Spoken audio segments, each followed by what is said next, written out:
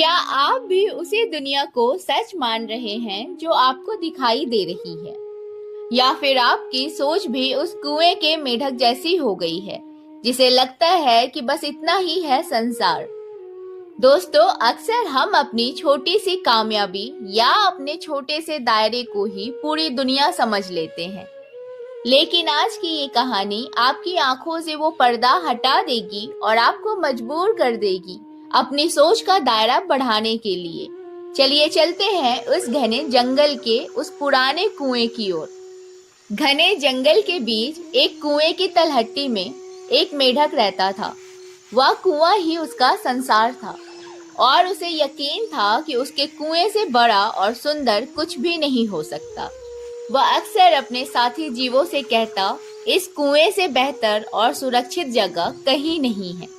बाहर तो खतरनाक दुनिया है जहां हमें कोई नहीं बचा सकता। कुएं के सभी जीव उसकी बात मानते थे। बरसात के दिनों में जब कुएं के बाहर से पक्षियों की चहचहाहट और झरनों की मधुर ध्वनि सुनाई देती तो वे डर जाते। उन्हें लगता कि बाहर की दुनिया अजनबी और खतरनाक है। एक दिन बारिश के बाद एक सुंदर राजहंस उस कुएं के किनारे आकर उतरा।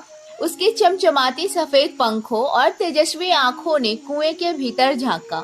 उसने देखा कि तलहटी में एक छोटा सा मेढक दुबक कर बैठा है।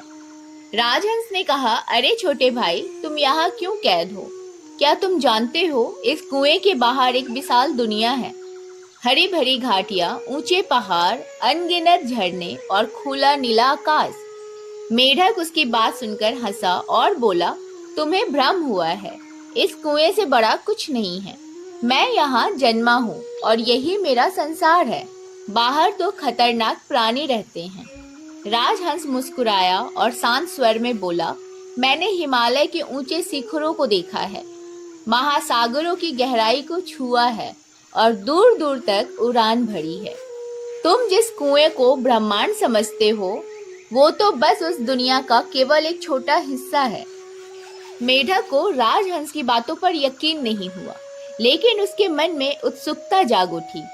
उसने कहा, अगर तुम सच कह रहे हो तो मुझे वह दुनिया दिखाओ, लेकिन अगर तुम झूठे निकले तो मैं फिर कभी किसी बाहरी जीव की बात नहीं मानूंगा। राजहंस ने अपनी चोंच से कुएं में एक मजबूत लकड़ी डाली। मेढक उस पर चढ़कर बाहर आया। फिर राजहंस ने उसे अपनी पीठ पर बिठाया और आसमान में उड़ चला। पहली बार मेढक ने हरे भरे जंगल, बहती नदियां, ऊंचे पहाड़ और सूरज की चमकती किरणों को देखा। पक्षियों की चहचहाहट और झरनों की कलकल ध्वनि उसे अद्भुत लगी। मेढक ने हैरानी से कहा, ये तो अविश्वसनीय है। मैं इतने सालों तक इस अद्भुत दुनिया से अनजान कैसे रहा। मैंने अपनी पूरी जिंदगी अज्ञानता के कुएं में बिता दी।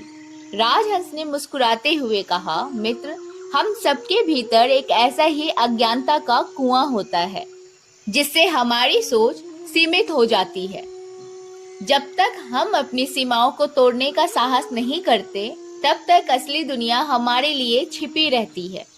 अब तुम्हारा कर्तव्य है कि तुम अपने साथी जीवों को भी ये सच्चाई बताओ। मेढक वापस अपने कुएं में लौटा। उसने वहां के जीवों को बाहर की दुनिया के बारे में बताया और कहा, हम इतने वर्षों तक गलतफहमी में जी रहे थे। बाहर एक सुंदर संसार है जो हमारे इंतजार में है। हमें अपनी सीमाओं को तोड़ना होगा। कुएं के जीवों ने मेढक की बात पर विश्वास करते हुए उससे कहा कि अब वह उन्हें भी इस चार दीवारी से बाहर निकाले।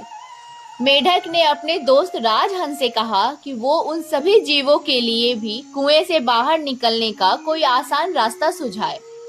राजहंस ने कुएं में कुछ लकड़ियां डाल दी, जिनके सहारे अन्य जीव भी बाहर निकले। जब उन्होंने दुनिया देखी तो उनकी आंखों में चमक और दिलों में नई आशा भर गई। सभी ने राजहंस और मेढक का आभार व्यक्त किया। उस दिन के बाद मेढक और उनके सभी साथी सीमित सोच से मुक्त होकर एक नई दुनिया में जीवन जीने लगे। दोस्तों, हमारी संकीर्ण सोच ही वो सबसे बड़ी दीवार है जो हमें अपनी असली क्षमताओं से वंचित रखती है। कुएं के उस मेढक की तरह हम भी अक्सर अपने डर और पुरानी धारणाओं के घेरे में कैद हो जाते हैं। याद रखिए, आपका जन्म किसी कुएं में रहने के लिए नहीं, बल्कि बड़े फैसले लेने और बड़े समंदर फतह करने के लिए हुआ है। अगर आप अपनी सोच का दायरा नहीं बढ़ाएंगे, तो कभी जान ही नहीं पाएंगे कि ईश्वर ने आपके अंदर कितनी शक्ति भरी है। इसलिए अपने कंफर्ट जोन से बाहर निकलिए, नई चीजें सीखिए और अपने सपनों को कुएं की कैद से निकालकर आसमान की ऊंचाइयों तक ले जाइए, क्योंकि जब सोच बदलेगी तभी तो जिंदगी बदलेगी। अगर इस कहानी ने आपके दिल को छुआ हो तो चैनल को सब्सक्राइब जरूर करें और कमेंट में बताएं कि आप अपनी सोच को बड़ा करने के लिए आज क्या कदम उठाएंगे। मिलते हैं अगली वीडियो में एक नई सोच के साथ। तब तक के लिए धन्यवाद।